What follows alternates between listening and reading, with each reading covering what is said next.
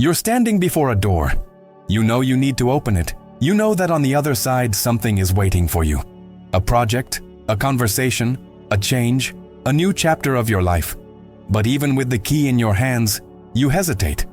You stare at the doorknob, trying to convince yourself it's not the right time yet. Maybe you're waiting for a sign. Maybe you're waiting for courage. But what if I told you that time won't bring any of those things?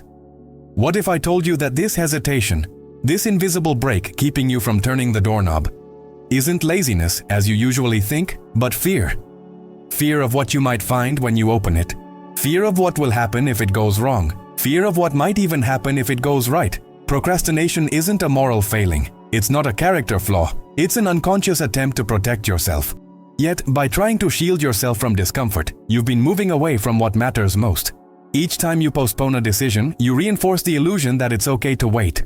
But waiting is also choosing, and sometimes silent waiting is the door that closes without a sound.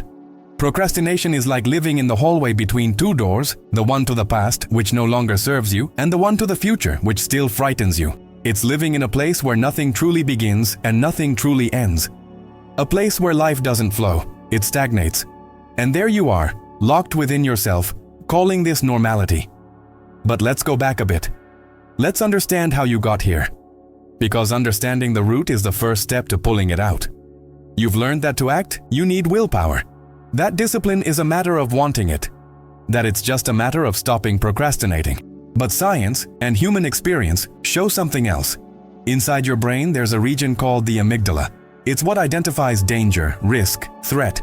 And it's not very good at differentiating between a wild lion and an email you need to reply to, or a task you've been avoiding for days. To your amygdala, both can represent death. It might sound absurd, but it's not. When you think about that important call, that unfinished project, or that dream requiring courage, this primitive part of your brain goes on high alert. Stay where you are, don't move, protect yourself.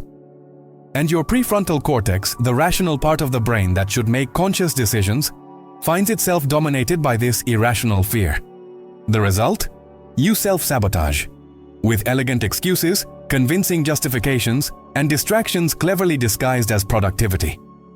You start saying you need more time, that you'll do it when you're inspired, that now isn't the best moment, and all of it seems so logical. But deep down, it's your mind trying to escape something it has learned to fear. And what does it fear? Failure, judgment, frustration, the pain of potential error, the disappointment you might feel if you try and aren't good enough. But no one told you that by running from all this, you're choosing an even greater suffering. Regret. Now, breathe. Let's look at this from another angle. You've heard of dopamine. Everyone talks about it these days, but most people misunderstand it. Dopamine isn't just a pleasure hormone. It is, above all, the neurotransmitter of action. It's what motivates, what propels, what moves you. Without dopamine, desire doesn't turn into a gesture. A dream doesn't turn into a plan. Intention doesn't turn into a choice. In your brain, there are two types of dopamine at work. Phasic, which appears in peaks, usually linked to immediate rewards, like opening your phone, seeing a notification, clicking on a video. And tonic, which is the constant, subtle flow that sustains you through long, difficult, quiet tasks. Procrastination happens when phasic dopamine hijacks tonic dopamine. That is, when your motivational system starts seeking immediate relief instead of lasting progress. It's as if every time you try to focus on what truly matters, another self inside you says, "Just a minute, let me just check this first." And you go, and you lose time and energy. And little by little, you also lose confidence in yourself. But all of this can be transformed. With small actions, with new rituals, with awareness. The first thing you need to do is look your fear in the face. Ask yourself honestly, what am I trying to avoid? Is it the fear of failure? Of discovering that perhaps I'm not as good as I thought? Fear of not finishing? Fear of being judged? Put that fear on paper. Yes, physically. Don't type. Write it by hand. Because when you write, you activate parts of the brain that help process emotion more rationally. When you externalize fear, it ceases to be an invisible monster and becomes just a shadow that needs to be illuminated. Now go further. Close your eyes and imagine. 6 months have passed, and you haven't done anything about that task you're avoiding right now. How do you feel? What opportunities have you missed? What doors have failed to open? What versions of yourself have been left behind? Now imagine 3 years from now. Same procrastination, same patterns, same fears. Where are you? How is your life? This visualization isn't meant to punish you. It's meant to free you. Because your brain is great at avoiding immediate pain, but terrible at calculating future pain. Yet the pain of not trying, that's silent, but corrosive. When you learn to fear inaction more than action, something profound shifts. Procrastinating ceases to be comfortable, and acting becomes liberating. Now, a new step. Choose a single task. Not 10, not a list, just one. The one that's holding you back. The one that's been your closed door. Set a limited time to do it. If you think you need 4 hours, give yourself 3. This activates the principle of Parkinson's law. Work expands to fill the time available.